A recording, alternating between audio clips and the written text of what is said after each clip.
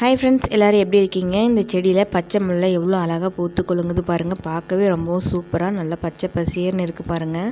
பச்சை முல்லை காலையில் 6 மணிக்கு பறித்தோம்னா இப்படி தாங்க கொஞ்சம் சின்னதாக இருக்கும். ஈவினிங் பறித்தோம்னா நல்லா பெருசாகவே இருக்கும். நான்லாம் சின்ன வயசில் 6th ஸ்டாண்டர்ட் படிக்கிறப்போ எங்கள் பாட்டி வீட்டில் இருந்தேங்க. எங்கள் பாட்டி தான் எனக்கு எப்படி இருக்குன்னு கற்றுக் கொடுத்தாங்க. ஓரளவுக்கு நல்லாவே எடுப்போங்க.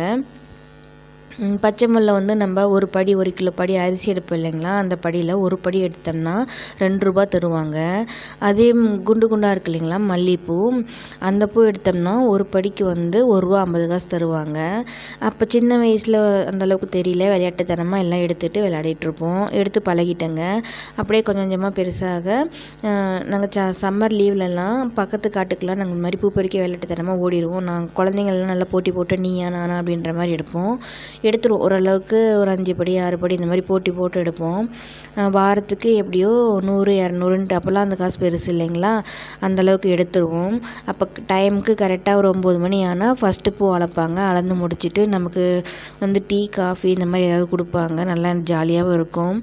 மதியம் வந்து எடுத்து முடிக்க வந்து 1 மணி 2 மணி பக்கமாக ஆயிரும். ஏதாவது சாப்பிட்றதுக்கு கொடுத்துக்கிட்டே இருப்பாங்க. இப்போ ஆனால் அந்த மாதிரி எடுக்கிறது இல்லை யாரும். ஆளுங்களும் சரியாக வரது இல்லை. அப்போலாம் ஆளுங்க நிறைய போட்டி போட்டு வருவாங்க, சீக்கிரம் எடுத்து முடிச்சிடலாம். இப்போ வந்து ஒரு படிப்பூ குண்டு மல்லிப்பூவுக்கு வந்து 10 ரூபாயும், ஊசி மல்லிப்பூ அதாவது முல்லைப்பூவுக்கு வந்து 1 கிலோ கணக்கு வந்துடுதுங்க, படியாக இல்லை. அந்த பூ எடுத்தோம்னா முல்லைப்பூவுக்கு வந்து 100 ரூபாய் இந்த மாதிரி தராங்களாமா. ஆனால் ஆள் சரியாக வரதில்லைங்க, அதனால் அவ்வளோ ரேட்டாக என்னன்னு தெரியல. நாங்களே எடுக்கிறப்போ ரொம்பவும் கம்மி தாங்க. ரொம்பவும் நல்லாவும் இருக்கும். சம்மர் லீவ் எப்படி போகுதுன்னே தெரியாது, அப்படி ஓடிடும். உங்களுக்கு இந்த மாதிரி அனுபவம் தான் மறக்காமல் நம்ம சேனலில் கமெண்ட் பண்ணுங்கள். இந்த மாதிரி வீடியோ உடனே உங்களுக்கு வேணும்னா நம்ம சேனலை சப்ஸ்கிரைப் பண்ணிக்கோங்க. தேங்க்யூ.